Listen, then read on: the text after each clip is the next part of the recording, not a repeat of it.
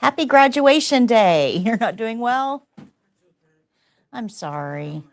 Oh, I'm so sorry. So happy graduation day. You made it to the end of class. It went fast, didn't it? It does. It goes very, very fast.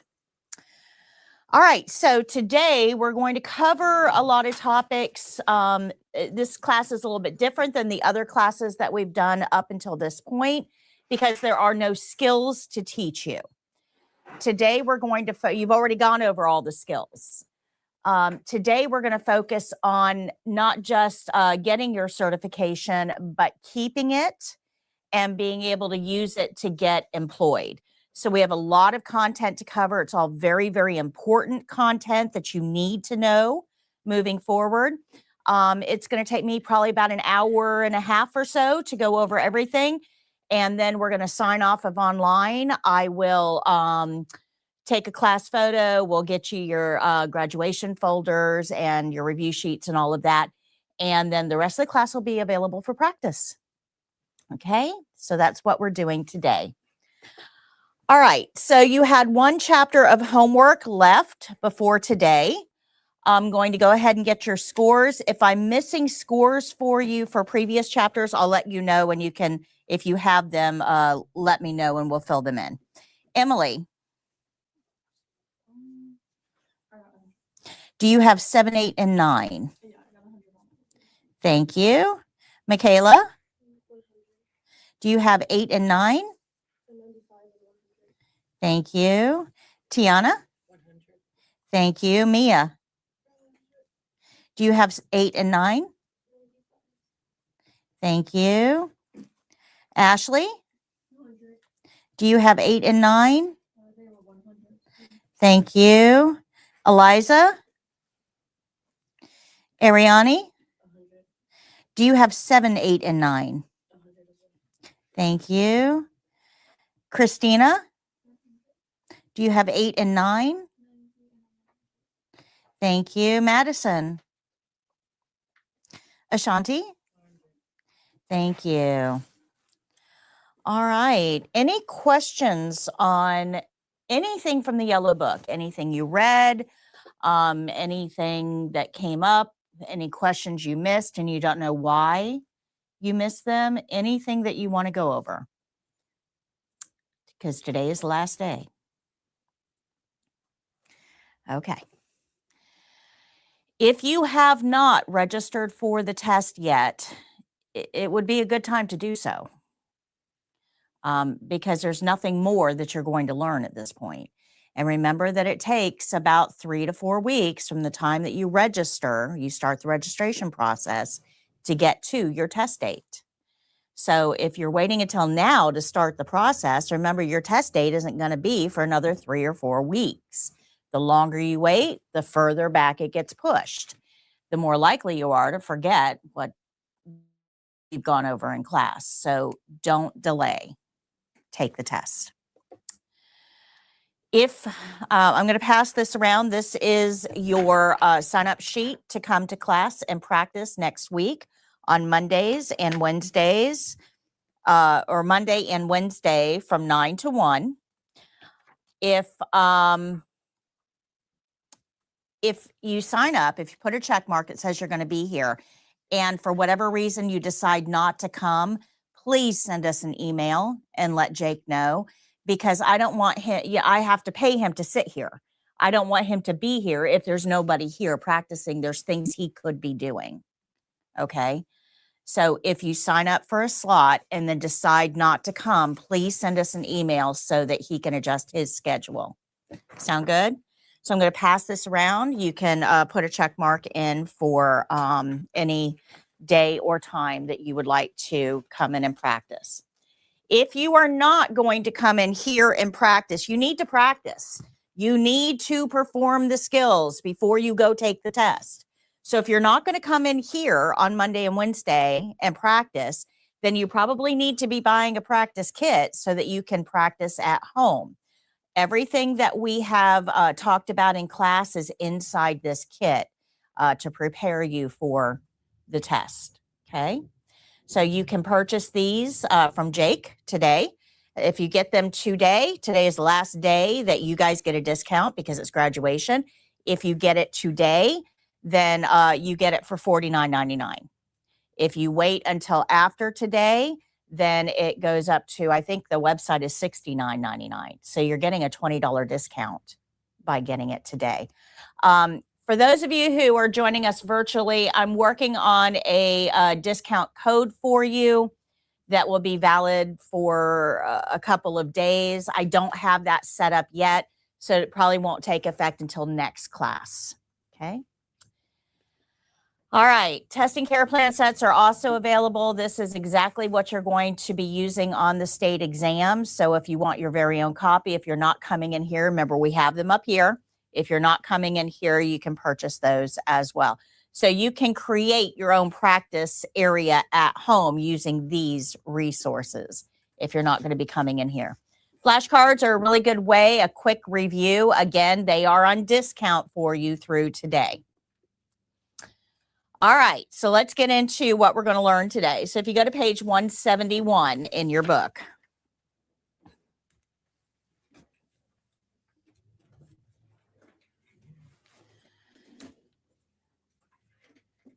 I have a video for this on our website. You see that little video clapboard. I'm going to be, keep that up, Jake. I'm going to be updating that video hopefully in the next couple of weeks. But right now, even though I've got that little video clapboard up there, that information is outdated. So I'm going to be talking to you about renewal requirements, but give me a couple weeks to update the video with the newest information. So hi, Nurse Patty. Party. I like that. just wanted to say thank you because I passed my CNA exam. Your videos really helped me understand everything better. I truly appreciate your support. Congratulations, Rosie. Super proud of you. Welcome to healthcare. All right.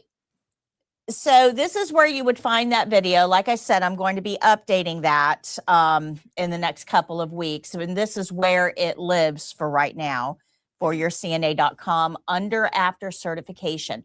And I want to bring this to your attention because the way that we have the website partitioned out, we have training, which is what you were doing before this. We have testing, which we've talked about quite a bit. And then we have after certification, which is the area that you're going to be most focused on today. That's the area of the website that we're going to be really focusing on today because it's everything that happens after the test, okay? And that's where you're going to find your resources. So up until last year, the state of Florida, when you took the test, you got a physical certification card in the mail. That we call it the blue card. You actually received that in the mail, usually about a week after you tested. So you got something that you could pick up and show, hey, I'm certified. They quit doing that last year. Now, the reason for that, unfortunately, is because of fraud. This is a physical document. Physical documents can be altered. And there were a lot of instances of fraud that occurred. People would get a hold of somebody's document, alter it, and present themselves as a medical professional. So Florida no longer issues blue cards. Now everything is kept in a master database that your employer is required to verify your certification before employment. They cannot certify you unless they have verified it through this website. That way, no matter what you say, it doesn't matter, right? You can say, I'm certified, doesn't matter. They have to verify it. So you have to make sure that you are in good standing in this database at all times. And that's kind of some of the things that we're going to be talking about here. Make sense? Good. So there are some requirements for you to follow once you get certified. You can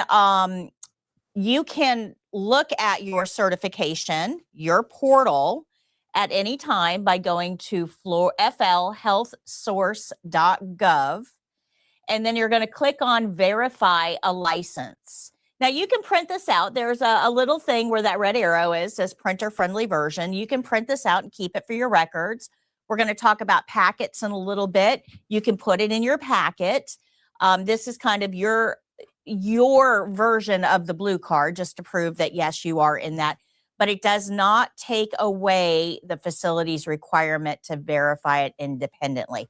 Now, we just had a case of this about a month ago. There was a nurse here in Florida who was not a nurse.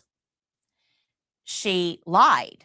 She took somebody else's certification, and she was working at a hospital and took care of thousands of patients not being certified. And she, when the employer checked the portal and she wasn't in there, she says, oh yeah, well, my license was from New York. It just hasn't shown up in the portal yet. You know, she always had an excuse. Well, I got married or I got divorced, my name changed. Right? She always had an excuse, and it fell through the cracks. Well, that facility is now getting sued by thousands of people. Okay. Your excuses will hold no water to these employers. You either are certified according to the portal or you are not. There is no in between. Make sense? Good. Okay. So that's where you're going to find your card. On this site, you're going to look for your expiration date. And this is something you need to do after you test. And your portal is created usually within 72 hours after you test. This is not a 6-week process. It's not like you go take the test and then you have to wait forever. This is up in some cases within 24 hours, but in most cases within 72. Okay. So about 3 days after you test, you should go to the portal and you should look for your expiration date. Now, in Florida, there are 2 groups of CNAs. Each one of those groups expire on May 31st. Half of CNAs expire in odd years. The other half expires in even years, May 31st. So you guys, we're now in March. You're probably going to be testing if you've already registered in late March, early April. Good? Make sense? Okay. So if you are put in an even year group, that means that your certification would expire on May 31st of 2026. That's only 2 months away. Well, because it's within that 60-day window, they actually are going to push you out until the next renewal. So your certification would expire May 31st of 2028. Okay. Now, people that tested in January, they would have to renew this May. Okay. Good. Makes sense? You're joining a group already in progress. You have a group of CNAs, you're just joining that group. You expire when they expire. Now, the group has nothing to do with when you test. Has nothing at all to do with when you test. It actually has more to do with your Social Security number than anything. Because let's say that you become a CNA in 2026 and you work as a CNA until 2027, and then you decide to go get a totally different career. You go into banking or something, and you work in banking for 10 years. And then in 2037, you decide, because banking collapsed and, you know, the economy went to crap and whatever, and now you decide you want to get back into CNA. Well, your CNA number that is on here is the same CNA number you'll get in 2037. That number stays with you, even if you're not actively certified. Does that make sense? Okay, it's kind of like your Social Security number. It gets issued and it stays with you forever. So if you renew, don't renew again, you will keep that number. That number is going to be assigned to a specific renewal period. odd year, or even year. Make sense? It's nothing to do with when you certify. Now, why does this become important? Because we have to talk about renewal. If our certifications are going to expire, that means that there's going to be some requirements for us to renew those certifications before they expire. You cannot work as a CNA with an expired certification. So if our CNA registrations expire on May 31st, June 1st, if you did not renew, you cannot work. And if an employer has you on the schedule on June 1st and allows you to work, it's a $10,000 fine per shift. So your employer is going to be really, really invested on whether you renewed. And in fact, they'll probably start taking you off the schedule in May if you haven't renewed, because they're not going to take that chance. What's that? So the renewal is generally open in February. They're going to send you emails. They're going to send you reminders. Just make sure you keep up with this. This is your responsibility. Good. Okay, so we know that we're going to expire. We know we're going to have to renew before we expire. We can't work unless we've renewed. Everybody go with that? So what does it take to renew? Well, that's what this is about. You need 1 hour of continuing education for every month that you are certified. So let's go back and talk about that class that graduated in January. Okay. We've got a class that graduated in January. They took the test and they expire May 31st of this year. So they were certified for February, March, April, and May. They were certified for 4 months before they would have to renew. Everybody with me? Okay. You have to have 1 hour of continuing education for every month that you were certified. So how many hours of continuing education do those people need? 4 hours. Now, let's say that you guys test in March. They're not going to make you renew in May. If it's more than 3 months or less than 3 months, you get pushed out to the next renewal. Okay. So for you guys, you would be certified for 28 or 26 months. How many hours of continuing education would you need? 26.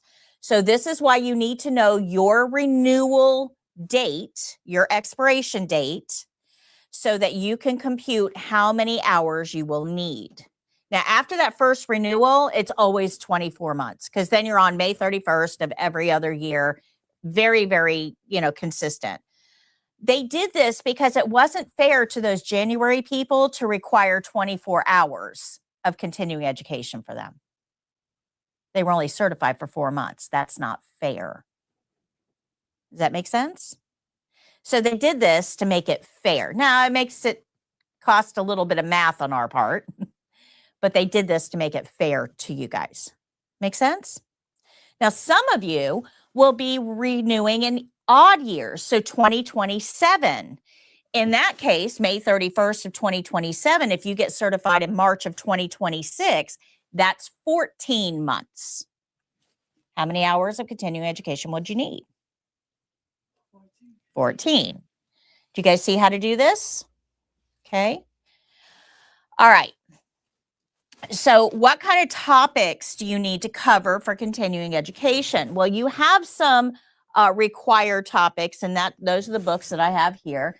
Medical error prevention and safety, communication with cognitively impaired patients, medical documentation for CNAs, domestic violence, bloodborne pathogens, resident rights, CNAs or CPR. Those are all the ones that are required. And this is also in your book on page 171. These are all listed for you. Medical error prevention and safety is a big one. You have to have at least 1 hour in each one of these categories. But that doesn't make up 24 hours, does it? So remember, we normally have to, you know, for most renewals, it's 24 hours, and this is what's required. So what are the other hours going to consist of? Well, the rest of the hours are in topics that are related to your work environment, anything you want. If you're working in an Alzheimer's unit, then take some continuing education on working with Alzheimer's patients. If you're working in a mother-baby unit, then you might want to learn about swaddling. If you're working in a doctor's office, advanced directives might be a good topic for you. Okay, so you want to take continuing education that's related to your specific work environment. But you can also use continuing education if you want to change jobs. So let's say you're working in a doctor's office now, but you want to go to the mother-baby unit at a hospital. Now, when you go to the interviewer is going to ask, why should I hire you? And you're going to say, well, I worked in a doctor's office. And they're going to say, but yeah, what does that have to do with this unit? You got to have a way of presenting yourself. So you could say, well, I've been taking some continuing education classes on topics related to the mother-baby unit, things like APGAR scores, swaddling, care of the postpartum mother, you know, those types of topics. And you would become a much more attractive candidate because you're putting the effort in to learn about that unit before you even go for the interview. Make sense? Good.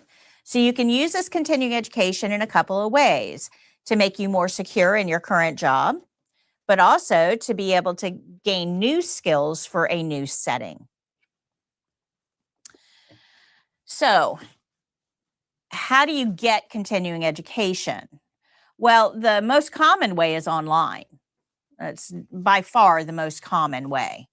Careslink.com has a ton of continuing education options for you. You can take them right on this website. And I've talked to you about this website before, but you should all go create your free account on careslink.com because it allows you to search for jobs right on this website.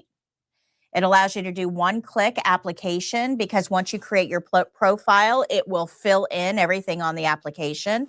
It has interview coaching AI right on there. It'll help you if you want to move to another state or another country. It gives you all the information you need for that. This is a one-stop healthcare employment resource. But you can also get additional certifications here. Things like phlebotomy and EKG if you want to add a home health aide in. There's other options right on this website. And again, it's going to plug right into your profile. So if you take a course through there, it'll count for continuing education and it will apply it right to your profile. So it's on there when you apply. So it's a really good all-in-one healthcare resource for you. Now, we are affiliated with them. My CNA program is on there. My home health aide program is on there. We are affiliated with them. But I get nothing for you guys creating your account. That I'm just passing that on to you guys. Okay. So this is probably the one that I would recommend the most for continuing education, but it's not the only option for continuing education. You can also get it through your employer. Now, most employers will have monthly meetings. They'll have everybody come in at a certain day and time, and they'll talk to you about things that they've noticed need to be done differently or things we can improve on, or I've noticed that nobody's using the gate belts right, or call lights aren't being answered, whatever the case may be. And when they're doing this, at the end, they may give you a little quiz, like a 5-question quiz to show that you were there and paying attention. And they can award continuing education units for that meeting. And that meets your continuing education requirements. Okay. So sometimes your employers will offer this. That's a great interview question. Do you offer continuing education? Okay. You can also go online to, there's a ton of continuing education providers out there. There's HealthStream, there's CNA Zone, there's a ton of continuing education providers. So you can go online and search continuing education, CNA Florida, and a ton will show up. Most of them charge an annual fee. It's like $20 a year, unlimited hours. Okay. Some of them have some free ones because they're trying to get you in, right? I'll give you 3 free CEUs. Come try us out. If you do that, if you do 3 free CEUs in every provider, you might be able to get your CEUs for free. Just got to be a little creative with it. Most of the time, I think, though, they've got it all coordinated, so you can't quite get all of the hours you need that way, but give it a try. So that's issue number 1 with renewal. Okay, we find our expiration date. We take our continuing education 1 hour for every month we were certified, no matter how you get it through your employer or through online. But the other requirement for renewal is that you have to have worked at least once as a CNA for pay in order to renew. You have to have worked at least once as a CNA for pay. So that doesn't mean helping your neighbor. That means you were hired and worked as a CNA for pay. So it doesn't tell you how many hours. It doesn't say you have to work 8 hours or 40 hours or full time or in this setting or that setting. The law is very vague here. So it really is very wide open. They give you a lot of options here. But if you're working in some other industry and you're not working full-time in healthcare and you don't have anything to prove this, go to a home health company and tell them, I need a visit to satisfy the work requirements for renewal. They'll know what you mean, and they'll hire you, send you out a visit. You'll keep that pay stub, and that becomes your proof. Okay? Now, nobody does anything for free, though, right? So now they have you on their payroll, on their roster. So when they have a case come up, they can call you and say, hey, do you want to go take this case? So it opens up their employment base so they can fill cases. Okay. So it's kind of a, you help me, I'll help you. Good. Good. All right. So these are the 3 requirements for renewal. We have to complete our continuing education. We have to, it's for CNAs, that's called in-services, by the way. Continuing education for CNAs are called in-services. We have to work at least once for pay as a CNA in the renewal cycle. And then once we do those 2 things, we go to that flhealthsource.gov portal. We check those 2 boxes. Yes, I've done these 2 things, and we pay $55. And we are renewed for another 2 years. There is no test. You don't have to submit anything. It is you just go onto the portal, you check these 2 boxes, you pay the fee, and you're renewed. Good. So renewal is actually not difficult. You also are not going to send in any proof for those 2 boxes. You're not going to send in your continuing education. You're not going to send in your work proof. But they do audit a certain percentage of all CNAs every year.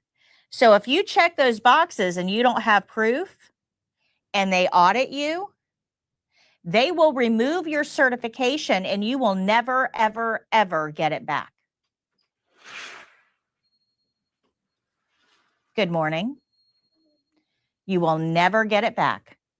You will also be ineligible for any other certifications in healthcare. Now, why would that be?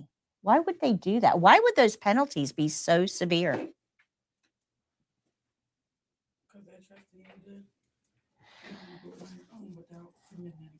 That's right. It's an ethics problem. If you are lying to them, who else are you lying to? Your employer, the patient. It's an ethics problem. They don't want you in healthcare. So the penalties are severe. Do not lie on your renewal. Okay, good. The renewal process is very easy. Just go online and do your continuing education. All right, so after your first renewal, all future renewals will be every 24 months like clockwork. That doesn't, because the group just keeps marching on. It's the first renewal where you have to kind of figure out how many months you're doing this. All right, first renewal usually is not a full 2 years. I mean, unless you get certified in May of your renewal year, it's usually not a full, your first one is usually not a full 2 years. Keep that in mind. Any questions on renewal? Any questions on renewal? Do you guys understand the requirements? All right. Before we get into this, I want to talk to you just a minute about what you are required to report to the Board of Nursing.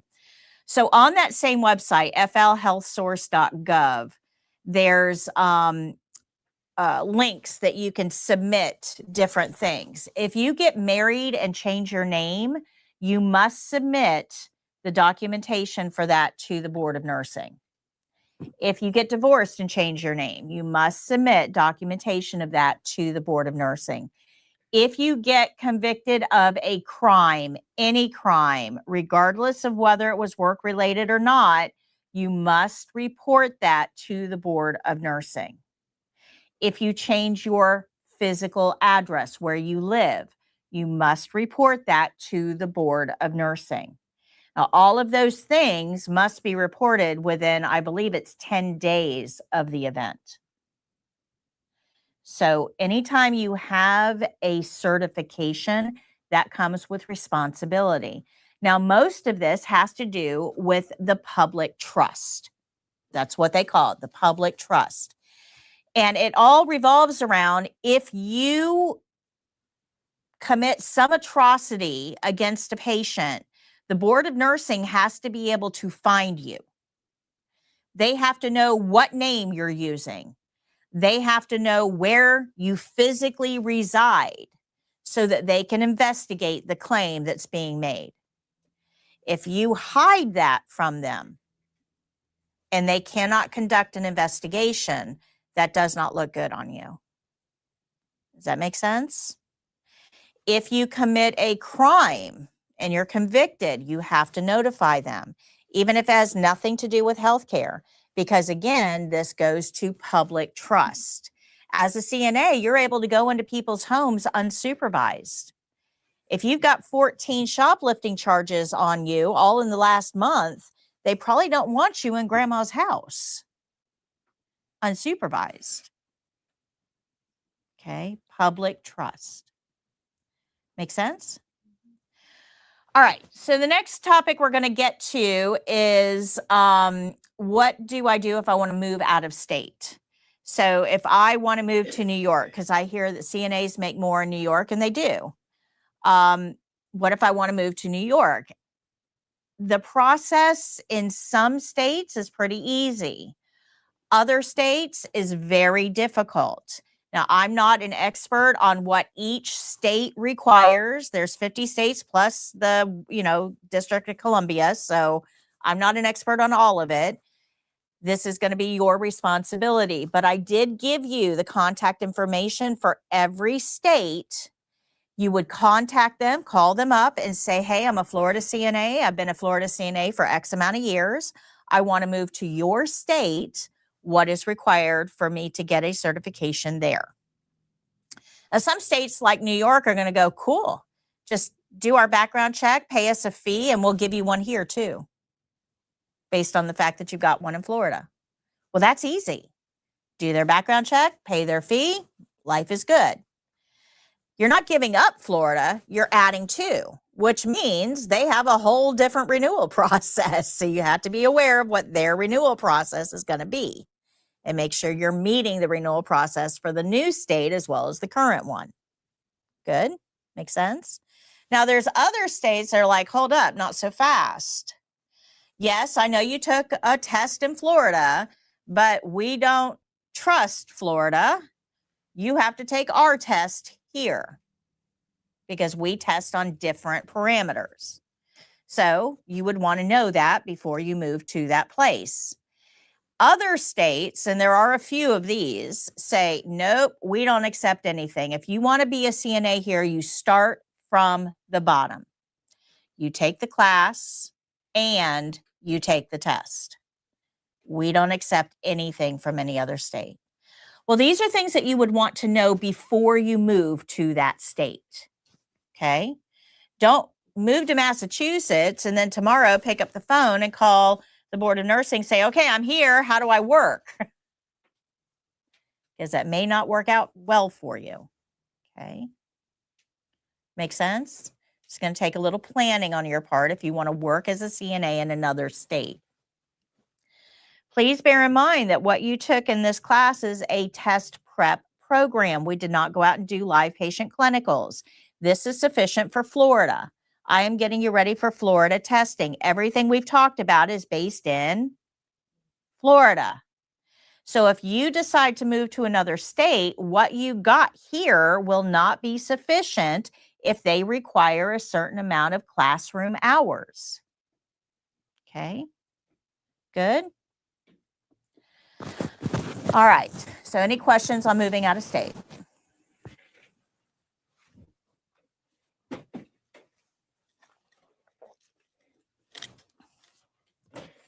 All right, let's talk about finding a job in healthcare because it is different than other industries. Normally, if you're looking for a job, you sit down on your couch, you pull up your favorite job search app, well, whatever it is, Indeed, Snag a Job, Monster, whatever your preferred app is, and you start scrolling through, looking for openings, who's hiring, who's hiring, who's hiring. Now, that's free for you, but it's not free. The way those apps make money is to charge the employer. So every job opening that you see on those apps, that employer had to pay for. It's important that you understand that. Those apps are free for you, but not for them. In healthcare, we always have openings. Always. We are never fully staffed. So that means that healthcare employers would have to pay all the time to stay on these apps. And that can get very, very expensive. So in healthcare, a lot of times you're not going to see all of the different openings that are present in a community on those job search apps. Make sense? Okay. So it's important that you understand that. A lot of people don't know that employers are charged for those postings. And if that's all you're doing is looking through Snag a Job and trying to see, are there any CNA postings here? You may only see one or two and think, well, that's all there is. And that's absolutely untrue. So I'm going to tell you how to find the jobs in our community outside of that. Before we get into how to find a job, we have to talk about what job you're trying to find.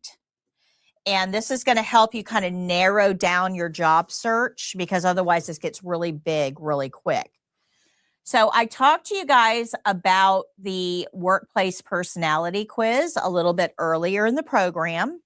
We're going to talk about it again now. But in that personality quiz, you answer 19 questions, and it's going to give you one of these 9 options. And it's going to say, based on your responses, this is the option that I think is best suited to you. And it doesn't stop there. It goes on to tell you why. The type of setting, the type of patients, the type of work environment, how much supervision you'll be having, and help and camaraderie and socialization, opportunities for advancement, pay, benefits. All of that is listed in the results of this. And it's very, very helpful for you guys to be able to compare different opportunities. A question I get asked a lot is, who pays the most? The answer to that is the most desperate. I want you to think about that. If everybody here wants to work at my place and all of you guys fill out applications to come work at my place, I don't have to pay you very much. Because if I offer you $16 an hour and you don't take it, you will. Right? If I have a ton of applications, I don't have to pay as much. Now, if I don't have any applications, I'm going to have to pay more to get people interested in coming to work for me. So if I don't have anybody applying, I'm not going to be offering $16 an hour. I'm going to be offering $20 an hour. And if that doesn't work, I'm going to be offering $22 an hour. And if that still doesn't work, I'm going to be offering $24 an hour and praying somebody shows up. So when you're looking at opportunities, when you see a starting rate that is higher than other settings, they are not giving you a gift. That is a place that people are not applying to. So you kind of have to wonder why. Is it the workload? Is it poor management? Is it the type of patients? There's a reason people aren't working there. And you've got to figure out what that is and figure out whether you're okay working in a place like that. Make sense? So be careful about judging places based on pay alone. You want to make sure that you're in the right workplace for your personality, but also that you are going into a job opportunity with eyes wide open, because otherwise you're not going to last. Make sense? About 10 years ago, there was a nursing home up in Gainesville. It's probably a little longer ago, maybe 15 years ago now. And I had a class. I had 3 young men in the class, and one of them had a sibling, I don't know if it was a brother or sister, up in Gainesville, and found out about this job opening. Now, back then, about 15 years ago, they were offering $28 an hour for CNAs. Back then. That's like really big money. So those 3 people went up and applied and got hired at that facility. They didn't even last a week. Didn't even last a week. So I'm telling you this because this is reality. This is what will happen. Okay. So one of the things that happened to one of those young men, this is a question that you're going to want to ask during an interview, but I'll give you this illustration. One of the things that happened was the young man was supposed to be working a 7 to 3 shift, daytime shift. And he had to be out by 3 o'clock to be able to drive all the way back here to give his significant other the car so that she could go to her job and he could take care of the kids. Make sense? So him getting out of work on time was critical to his household.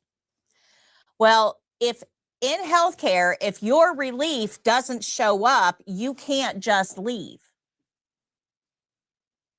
You've accepted responsibility for these patients.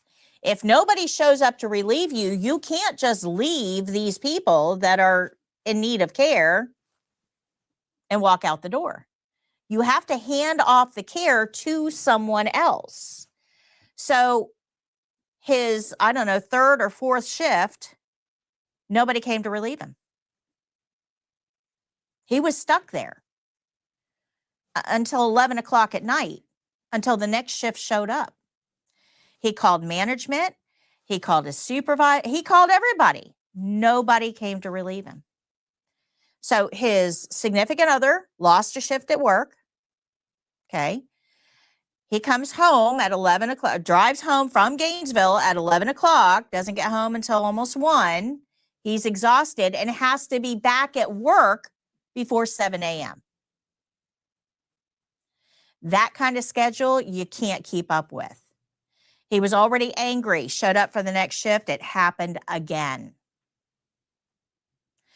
This is why they were paying $28 an hour. Make sense? Good. These are things that can happen if you're not aware of what to ask and what to look for. So Don't let that money seduce you. This website, foryourscna.com/youridealworkplace. You also have the QR code on our first day handout that we gave you. But this, and I think we actually have this in the wrap-up email as well.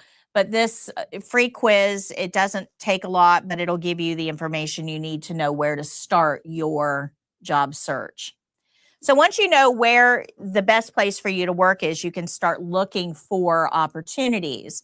Now, of course, we're probably going to go to a jobs board. That'll be our first stop. It should not be your last one, though. I want to point out one. Most of us are aware of most of these, but I want to point one out in particular, and that's this one, USA Jobs. If you go to USA Jobs, this is government jobs. So you're working for the government. It can be local, it can be state, or it can be federal, but this is working for the government. Now, the government generally has good benefits. So if benefits are important to you, USA Jobs is a great place to start.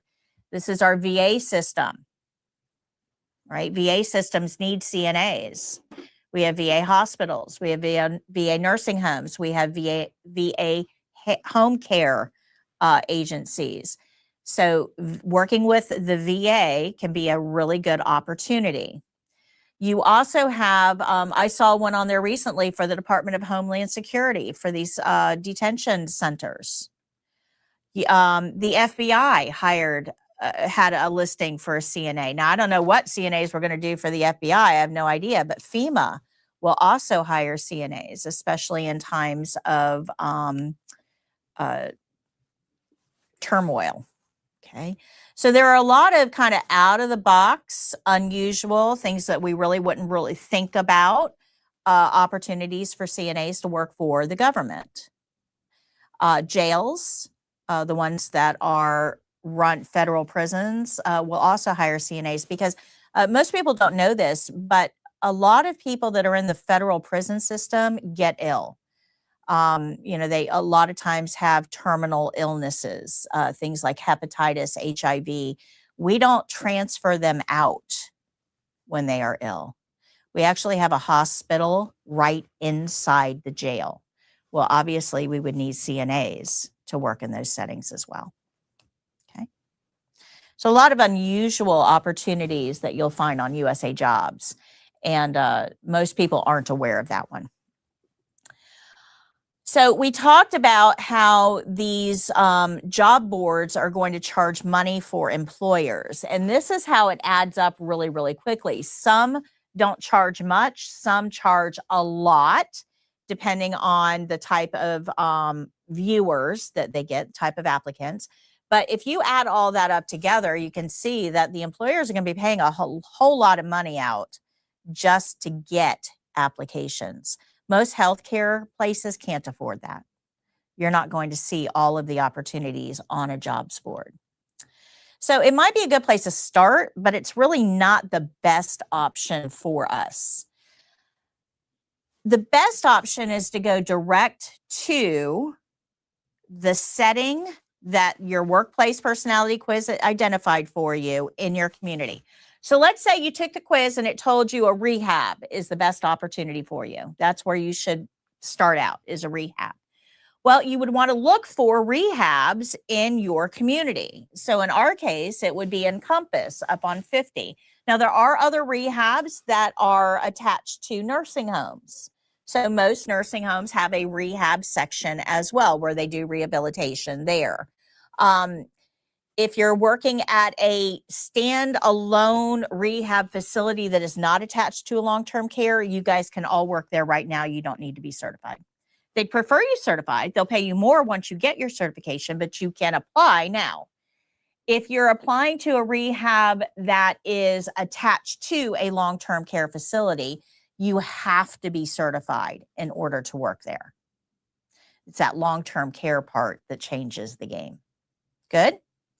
So you would want to look around your community and see what are the rehab centers in my community, and you would apply to those centers. If your personality quiz told you a hospital, you're going to want to look around your community, find the hospitals, apply to them. If it's assisted living, nursing home, home care, apply to those centers that are in your facility or in your community. If you go directly to their website, every healthcare facility has a website, every one. They all have a jobs or careers tab on their website, and they're going to list all of the opportunities for their facility right here on their website. It doesn't cost them any money to do this.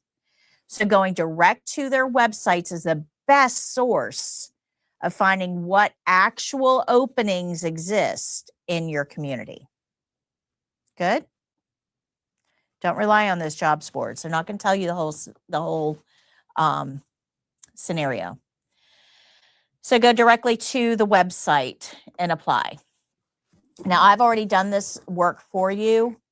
Remember, I said that at this point, we're going to focus on the after certification part of my website. So if you go to foryourcna.com, under after certification, the first thing you're going to see there is local employers.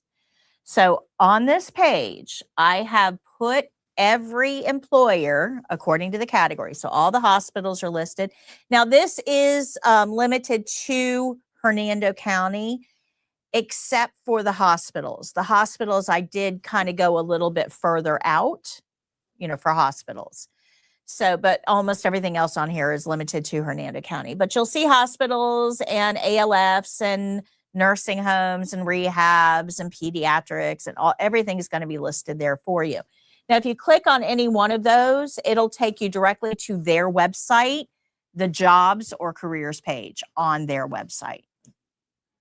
So all you have to do is go to this one page and it'll link you to all of the facilities in your category. Good. I've done all the work for you. All right, but going to every single website can be time consuming, especially if you have to fill out an application for every single one of those. It can be a little bit time consuming. That's where your CARES link is going to be a little bit better resource for you, because CARES link is working with these facilities to pull in all of those opportunities and have them all in one place for you with one-click applications. But another resource that most people don't know about is Google. We don't really think about searching job openings directly on Google. Now, remember I said that all of these websites that facilities have will list their openings because that's free for them. Well, Google crawls all of those websites. Google has access to all of that information. So if you just go right into Google and type in CNA job openings near me, you'll get a whole list that are direct from those websites. And you can click over to the websites using Google as your job search engine. So it cuts out all of those jobs boards. Okay. Another opportunity for you is social media. Don't overlook this. Every facility has a social media team. They are on social media, Facebook, Twitter, Insta, Blue Sky. They have accounts. So if you want to work at hospital ABC up the road, look on their Facebook page, because when they have openings, they post them. Job alert, we're hiring. And you can make your first contact there, which is a little bit more personal. Now, a word about this, though. If you are going to use social media as part of your job search strategy, make sure your page is clean. You don't want any objectionable material. You don't want any unethical practices. You want to make sure that your profile is employer friendly before you start using social media for job searches. Okay. Probably the most overlooked option, though, are your circle, your social circle. Everybody here knows somebody that works in healthcare. You know somebody that works in healthcare. It might be a family member, it might be a friend, it might be a neighbor, it might be a neighbor's kid. You know somebody that works in healthcare. Start tapping your social circle. Go to them. Where do you work? Do you like it? Is it somewhere you think that I would like? Start using your contacts. And this has an added benefit to it. A lot of times, facilities will pay employees to recruit for them. So if you go to your neighbor and say, hey, I know you work at the hospital. Do you like it there? Should I apply? And you apply through them, right? You put their name as the reference.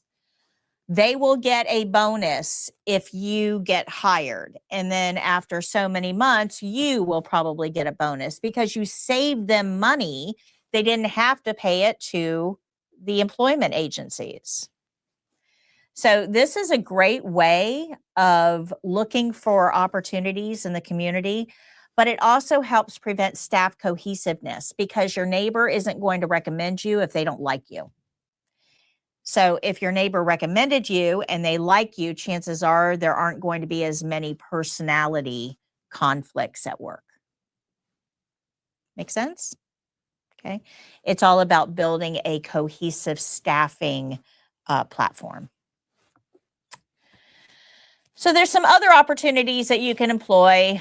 There's visiting facilities in person. I don't recommend this as much anymore because facilities are just so busy. Nobody has time to talk to you.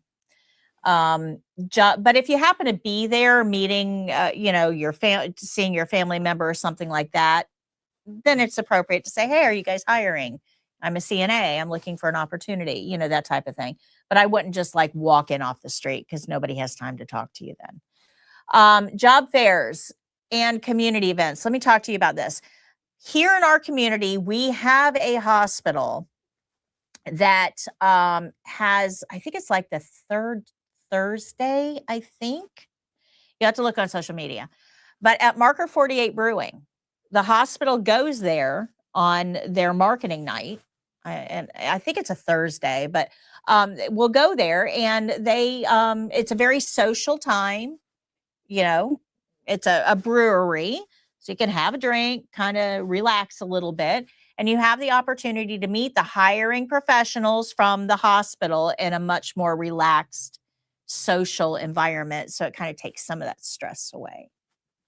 If you're looking for an opportunity, I would probably look at that. Okay. They're not the only ones. They're just the ones the one that I saw the most recent. Okay. Good. All right. So now that we know where we're supposed to work, because we took the quiz and we found a good opportunity for us, now we have to apply for that opportunity.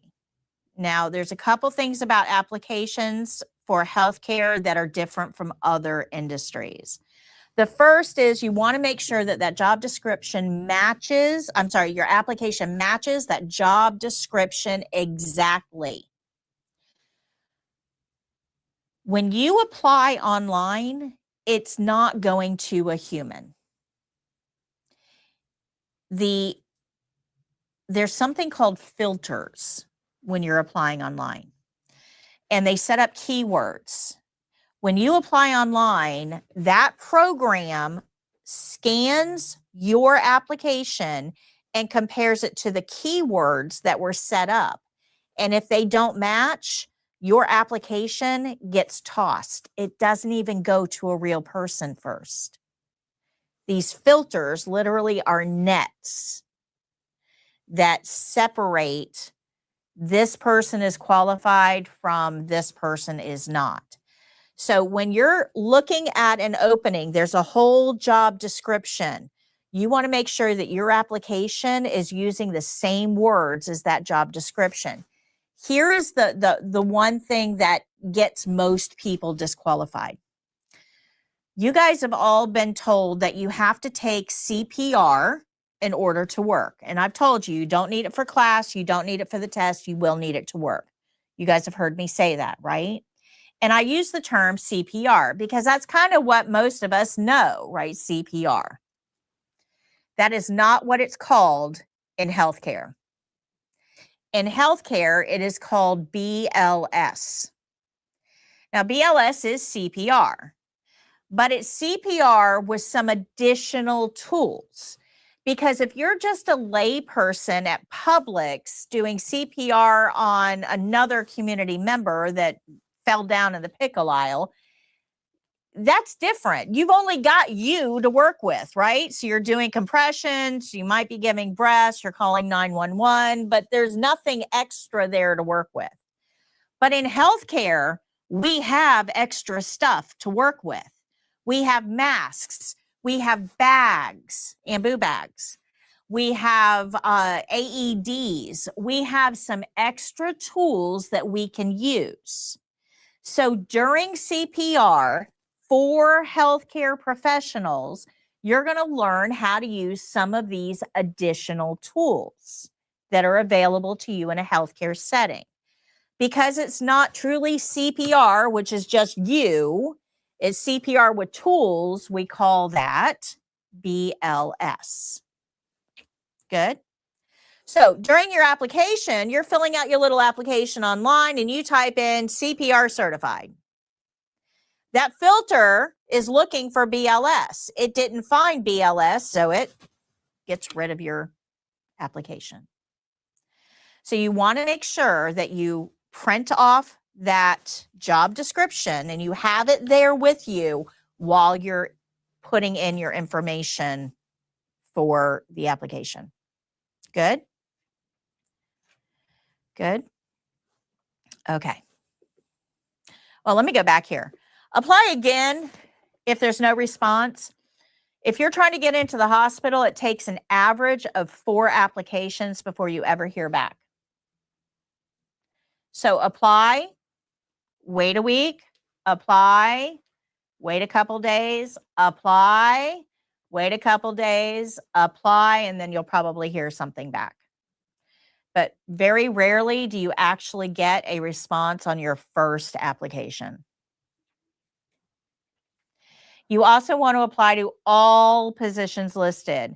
If a hospital has a position for 2 North, 3 South, and 4 West, unless you have a reason to want just one of those, like your friend works on 2 North, you want to apply to all of them because they don't share applications. When you apply to 2 North, that's the only position you're applying for.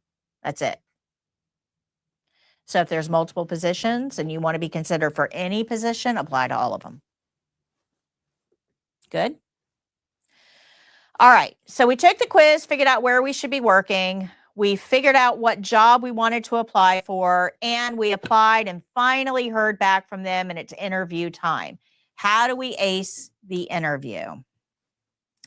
Well, I've got chapter 10 in Hartman went over this. You guys all read that for your homework, and I've got a whole page dedicated to this on page 175. You can read this on your own. I'm not going to go through every part of it, but I am going to cover just a few things. One of the biggest one is, what do you wear to an interview? Well, business professional is always appropriate. Sure, you can wear slacks and a blouse. It's fine. But there's an old saying, dress for the job you intend to get. Everybody hear that? Did you hear that in school? Dress for the job you want. Well, if we're trying to get a CNA job, what do CNAs wear? Scrubs. So scrubs are appropriate for entry-level healthcare interviews. Perfectly okay to wear scrubs, but you need them to be neat, clean, pressed. They should have lines in them. If you don't know your way around an iron, take them to a dry cleaner. They do, okay? They should not be wrinkled. Don't take them out of the dryer, shake them out, and throw them on. We want to present a professional image. Tattoos, if they're visible, should be covered. Long sleeve shirt underneath, jacket over, but you should cover your tattoos until you find out what their tattoo policy is. Hair should be neat, clean, groomed, and ideally away from the face. You should look like you're ready to go to work. Good? If you don't want to wear scrubs, if you're more comfortable wearing business professional, that's fine too. That's fine too. But scrubs are preferred. And the reason is, while you're sitting there talking to me, if I'm interviewing you, I have to be able to picture you as a CNA. I have to be able to see you in that role. If you're dressed in a really nice dress with heels and lots of jewelry, I'm going to have a hard time picturing you in that role. I'm going to have a much easier time picturing you in a receptionist role. Make it easy for them to see you for who they're hiring. Now, a word about scrubs. You don't have to go out and buy, in fact, don't go out and buy scrubs for an interview. I'd rather you wear business professional. But if you have scrubs at home and you're going to wear them, or you borrow a set and you're going to wear them, they should be solid in color, no prints. Do not wear prints to an interview, ever. Because those supervisors do not want to play fashion police. Every facility, for the most part, is now color-coded. They're in solids. All CNAs wear hunter green. All nurses wear royal blue. All phlebotomists wear red, or whatever the case may be. If you show up in prints, that tells them they're going to have a hard time getting you to wear what they need you to wear. And they don't want to play fashion police. So if all you have are prints, don't wear them. Wear business professional instead. If you happen to know the color that CNAs wear where you're going to interview, let's say you've got a friend who works at the hospital down the road, and you know that all CNAs are in hunter green at that hospital, and you have hunter green, or you can borrow them from your best friend. Wear that color, because remember, they're trying to visualize you in that position. If you're already there in the right color, it's easy for them to see you in that role. But it also shows that you've done some diligence on your part. You know what's required. You're showing up in the right color. And that gives them the idea that you might actually want this job. Because there is nothing worse for a supervisor than to take the time to go through an application, schedule an interview you, hire you, and then you don't show up. You ghost. It's a lot of time and energy that they've got invested in something that's not going to pay off for them. So the more you can show that you are actually committed to getting and attending this job, the more likely they are to hire you. Make sense? Now, don't go out and buy scrubs in that color if you don't have the job yet. But if you happen to have some or can borrow some, it's a really good subliminal message that you're sending to the interviewer. Good? Good. A couple other things: make eye contact, shake hands firmly, answer questions completely. Do not finish their sentences for them. Don't talk over them. Wait until they're done, then answer the question. Okay, good. All right, so dress neatly in business casual or scrubs. And when you go to the interview, you should take a packet with you. If you look on page 174, in the second column, you'll see a list of things that you should have in your packet. One of those is your resume. You should also have a copy of your certification. Remember that flhealthsource.gov? I showed you how to print your certification. Print that out and put it in your packet.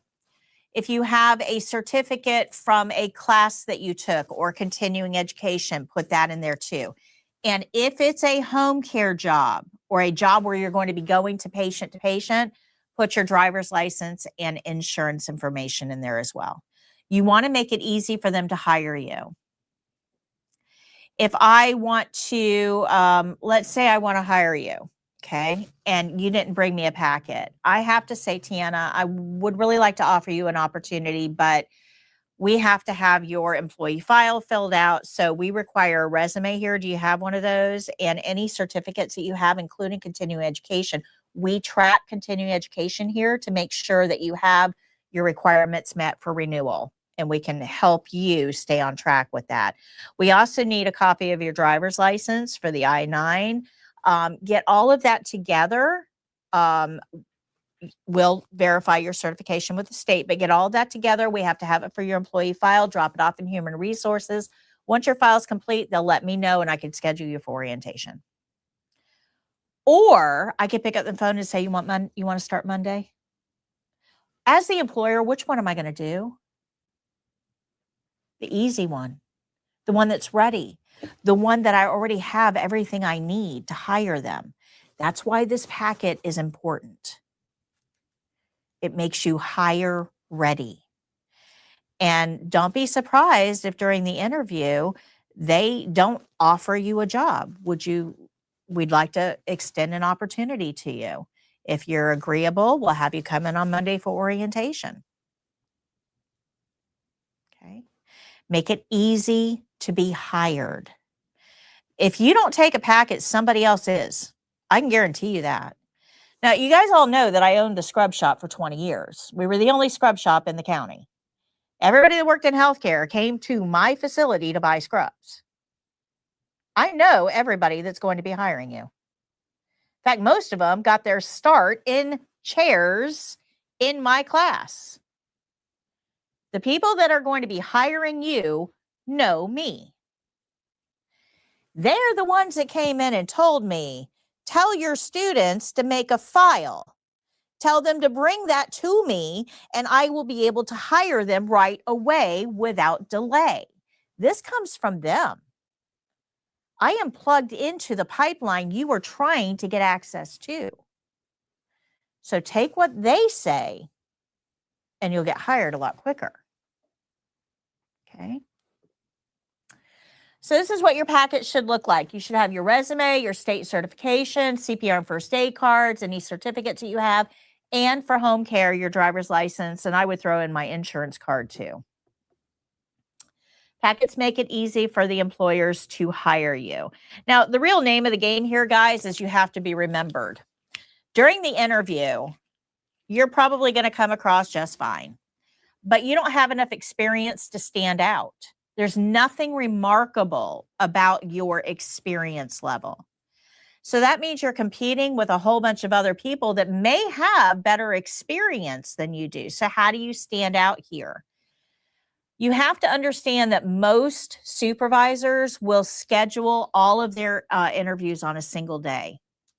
So like Tuesday, I am off limits. I am offline. I am doing interviews all day. Well, if you're the first person and the last person, you're probably remembered. Everybody in the middle, you're going to blend in. I'm not going to be able to tell you from you, especially at the end of the day when I've been doing this all day long and I'm tired. You're probably not going to be remembered. And if you're not remembered, I can't hire you. So how do you get remembered? Well, you give them a packet, because during the interview, we take the packet, we look it over, okay, and we put it to the side, because I'm going to talk to you while you're sitting in front of me. I'm not going to look at that. This has no bearing on me right now. You go away, interview's over, you come in, you sit down, no packet. We have a conversation, you go away, you come in, you sit down, no packet, you go away, you come in, you sit down, no packet, you go away. And at the end of the day, I'm going to clean up my desk and I'm going to pick up this packet and I'm going to go, oh, I remember her now. Yeah, she came in this morning. Oh, let me look. Oh, everything's here. Awesome. You're much more likely to get hired. But if you didn't leave that packet, chances are I wouldn't even remember you in that parade of people. This is how you get hired. Get to the interview, make a good impression. But this is the one thing that's going to set you apart. And if you're not making a packet, I guarantee somebody else is. They'll get the job. Okay? Make a good impression, guys. Stand up straight, shake hands, be polite. Eye contact is important. If you can't look me in the eye, how in the world are you going to make observations in a clinical setting? Present your best self. Be confident. Jake, pass out reviews, please. All right. When you're answering questions, very important that you answer them completely but briefly. Respect the person's time. Okay? Respect their time. Uh-oh. Yeah. You want to make sure that you understand job requirements, be prepared, be confident, explain why you are a good choice, but also, let me go back here, but also, you want to be able to ask questions as well during the interview. So we're going to talk about that in just a moment, what questions you should be asking during the interview.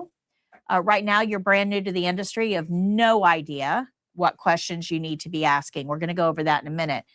But one of the questions they're going to ask you is this one.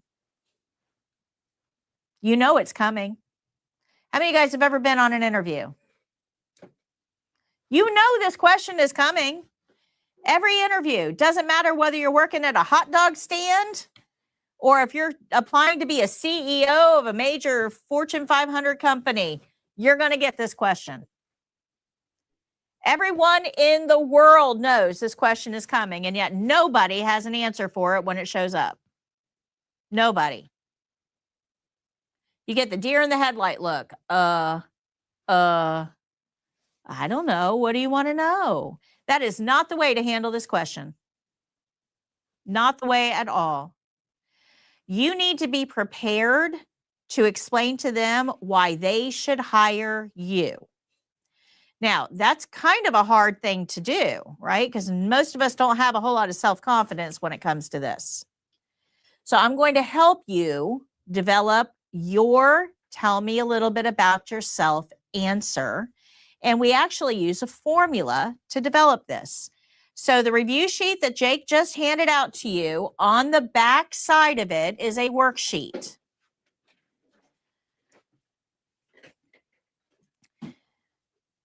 So the first thing that you want to look at, okay, is what are some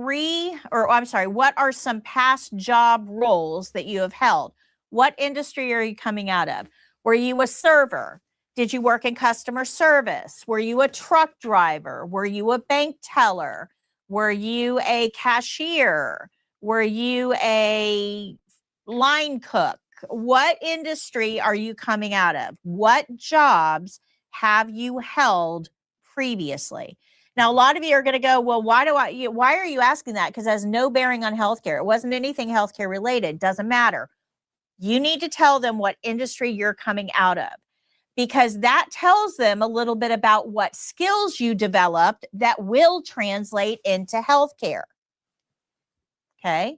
You have skills that are related to healthcare. You just don't know you have them yet. So that's the next thing that we're going to get to. Okay? Every job that you've had, you have developed some sort of skills. Most of these are called soft skills. You developed attention to detail, good listening techniques, anticipating needs. Any servers in here? Anybody ever do server work? Okay, if you have been a server, you have anticipating needs. When you walked by the table and you noticed that their iced tea was half full, what did you go do? Filled it. You anticipated the need, right? Prioritization. If you're a server, you got the food to the table while it's still hot, but not while they're eating their appetizer. Prioritization. Good. If you worked in customer service, you have active listening skills. You also are able to diffuse difficult situations. You're able to work with a group to problem solve for an expected outcome. These are skills that you have. You just don't realize that they translate to healthcare. Good. If you were able to punch in on time, you have great time management skills. If you showed up for work reliably, you are reliable. Are you honest? These are all skills that employers are looking for that have nothing to do with how well you give a bed bath. because I can train you to give a bed bath better. I can't train you to do these things. I will fire you over these things 1,000,000 times faster than I will fire you over accidentally pulling out a catheter. Make sense? This is what they're looking for. This is what they're hiring for. We just have to tell them which ones apply to us. Which ones do we have that we want to take out, polish off, and display? So we know where we came out of, what our previous job roles were. We shine up 3 of our soft skills. And then we have to tell them why we're transitioning. What made you take this class? Why are you here? Are you here because you've always wanted to work in healthcare and this is your chance? Are you here because you're looking for a job with more stability and long-term growth potential? Are you here because you took care of a family member and you feel like it's your calling? Why are you here? You need to have an answer to that. Why are you getting into healthcare? Tell them what that answer is. And then the most important part is to tell them why they should hire you. What do you bring to the facility? What positive attributes can you contribute? Okay, so things like I'm flexible, I'm dedicated to teamwork, working as part of a team, I'm energetic, I'm positive, I'm honest, I'm professional, I'm excited about starting my new career, I'm looking forward to gaining new learning experiences. What do you bring? Okay. Now, when you have all of that, when you fill this form out, you have your job role, your 3 soft skills, your reason, and then what you bring. It should sound something like this. My past experience has been as a server, where I developed anticipating needs, diffusing difficult situations, and working well as part of a team. But I really wanted to have a career that was a little bit more rewarding. And I took a CNA class. I recently got certified. I'm excited to start my adventures in healthcare. I really want to look into healthcare because it has the potential for growth that my previous position was missing. And I like to learn new things. And I believe I would be a good fit for your facility because I'm honest, I'm flexible, I work well as part of a team, and I'm energetic and ready to provide the best possible healthcare to your patients. That's a whole lot better than, I don't know. Good. This is Mad Libs, guys. All you got to do is fill in the blanks. I've made it easy for you. Okay? This is how you get hired. And by the way, this is me. I came up with this. So nobody else out there, unless they took my class, knows about this.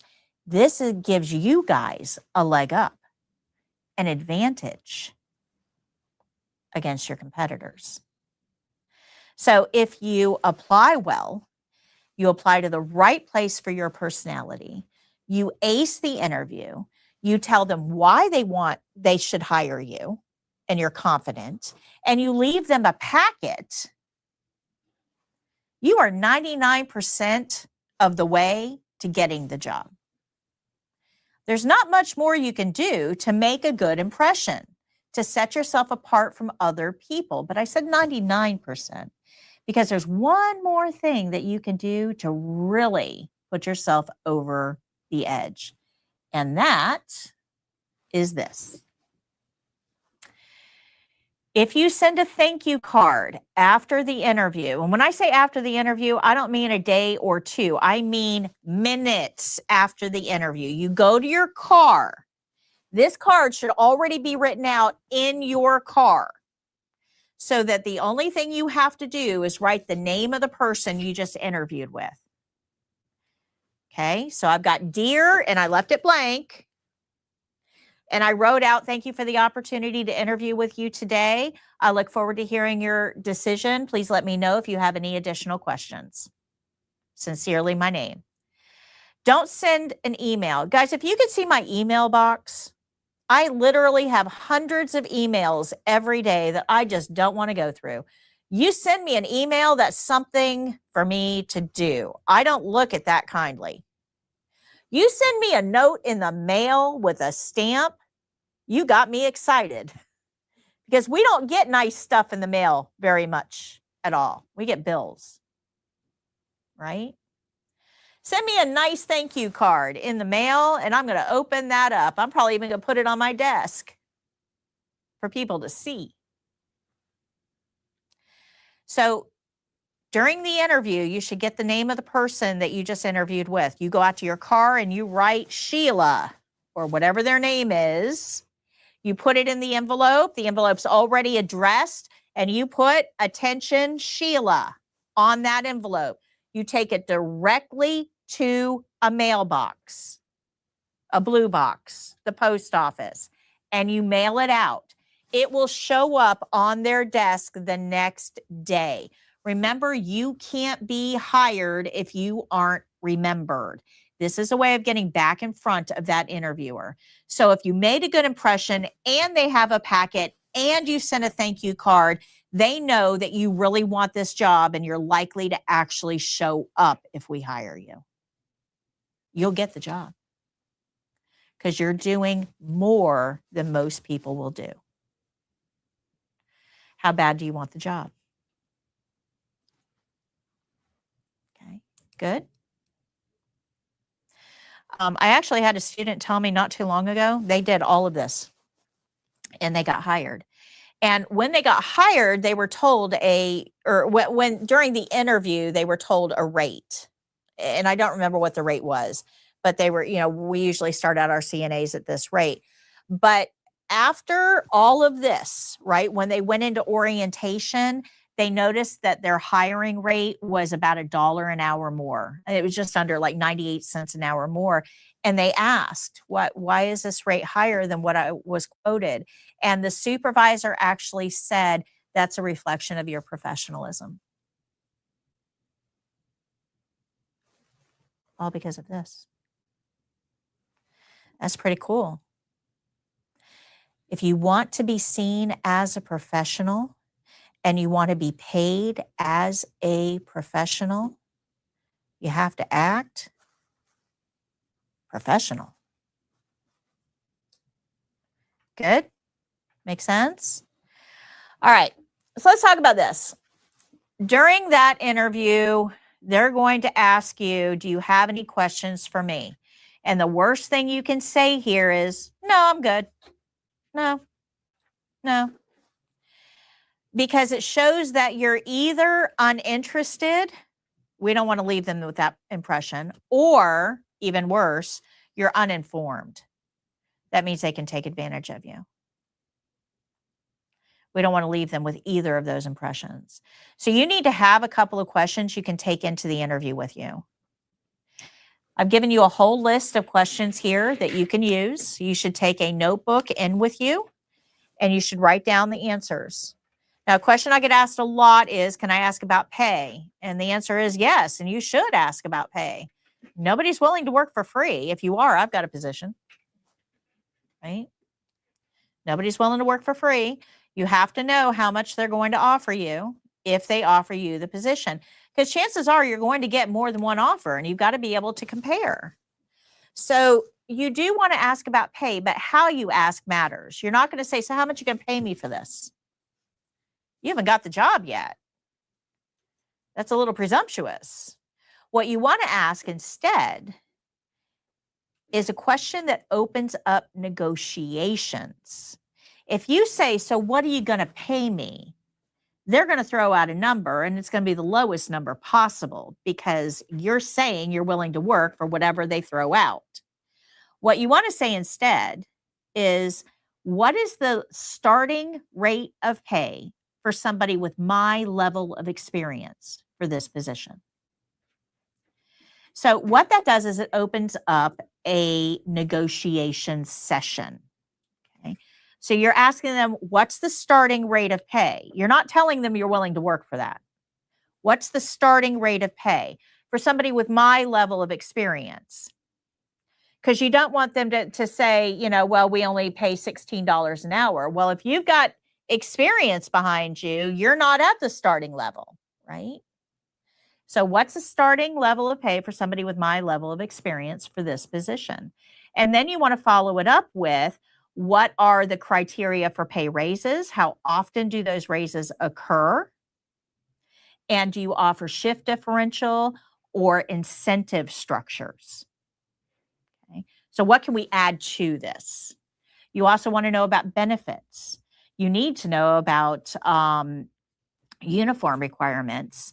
And you definitely want to know whether they require you to stay over if nobody is there to relieve you and how often that happens. That's going to be important for you parents that have to go pick up your kids from daycare. These are all important questions for you to have answered before you accept a position. Good? Good. Okay. So this gives you a whole bunch of questions that you can take in with you. Make sure you take a notebook and a pen in, and you should write down the answers to these questions because you won't remember once you leave. It's even worse if they offer you a position. This actually happened to me way early in my career, before I knew all this. I went to an interview. I was hired on the spot. Would like to hire you. And I was like, cool.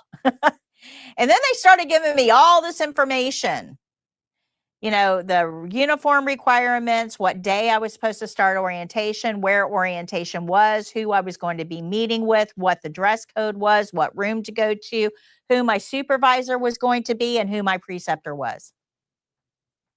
By the time I walked out of that room, my head was spinning and I didn't remember any of it. So I had to call up the switchboard operator the next day and say, yeah, I was hired. I'm supposed to go to orientation, but I don't know where it is. That switchboard operator had no idea either. So now they've got to transfer me over to the person I interviewed with, and she's got to go over all of that again. You think that made her happy? To interrupt her day? Take a notebook, write it down. You won't remember once you walk out of that room. You're just going to be so relieved that you aced the interview and got the job. That's really all your brain's going to be focused on. Dopamine's firing. Okay? Take a notebook. Don't be me. All right. Most likely, you are going to be offered a PRN position right out of the gate. So PRN is not on call. PRN is scheduled. You tell them what days and shifts you're available, and they plug you into the schedule based on what they need. So this isn't full-time, and there are no benefits. But if you tell them, I'm available on Tuesdays, Thursdays, and Saturdays, any shift, any Tuesday, Thursday, Saturday that they have an opening that they need staff, they're going to plug you into, okay? Take the PRN position. I cannot stress this enough. Do not hold out for a full-time position. We do not give full-time employment to healthcare workers right out of the gate.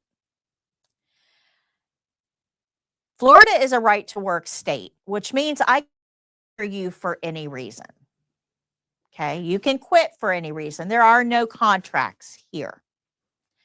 But the problem is that Florida also has the highest concentration of lawyers. So if I fire you, even though it's a right to work state, if I fire you for no reason, a lawyer might be able to create a reason and take me to court. Got it? That's going to eat up my resources, my time. There's going to be lawyer fees. It's a pain in the butt. Now, I might come out on top. I might not. I don't know how the case is going to go. But if I can have a paper trail that shows I did all of these things before I fired you, I have a much better chance of winning that suit.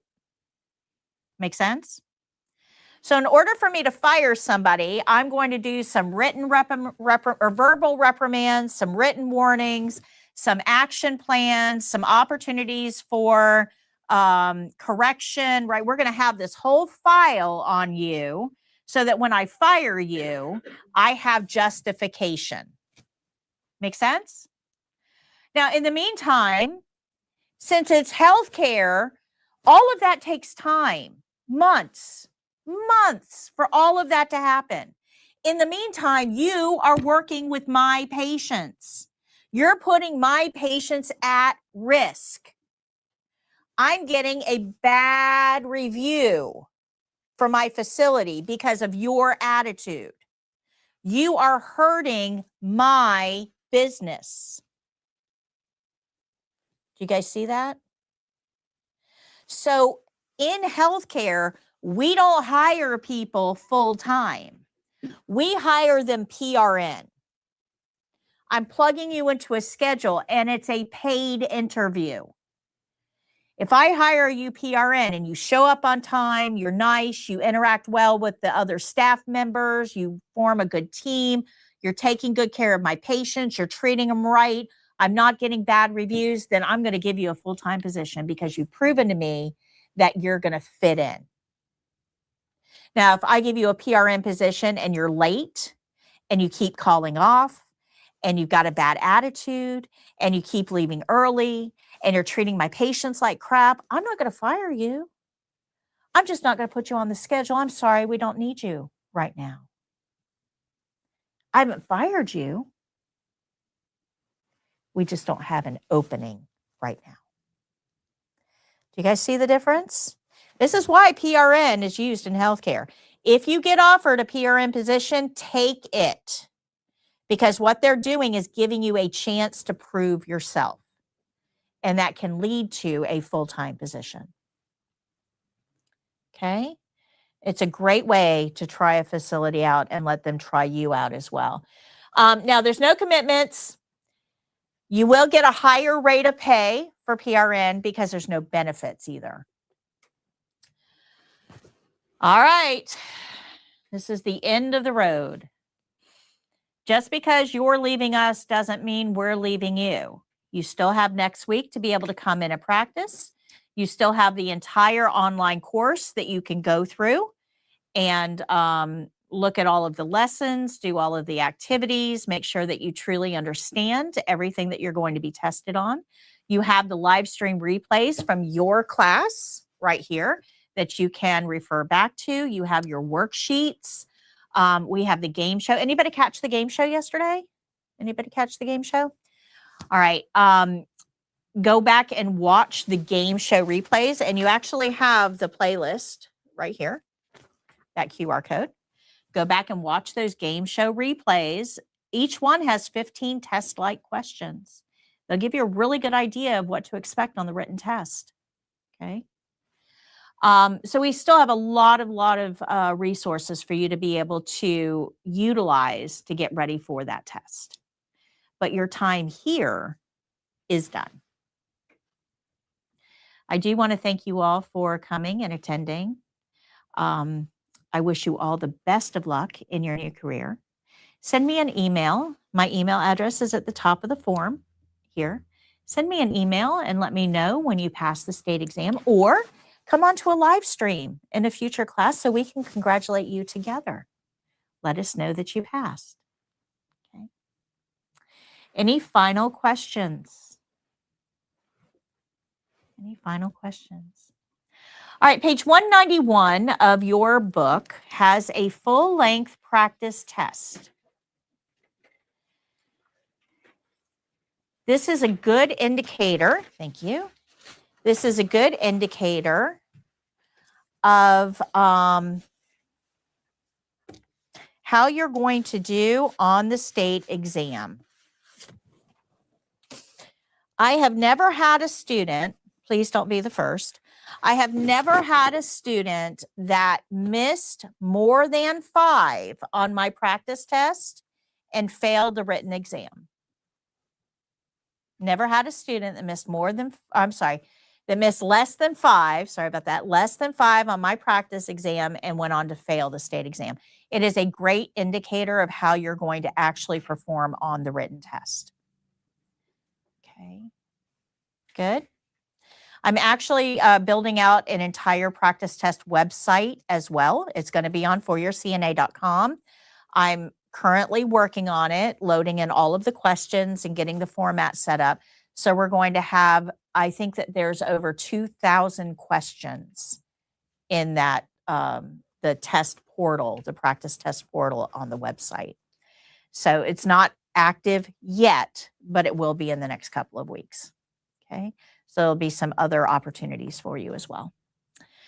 Remember that you can purchase the practice kit. Today is the last day for the discount. We also have the flashcards, the card game, the ebook. If you haven't downloaded the ebook yet, it's free. Download the ebook. It'll help you on the written test.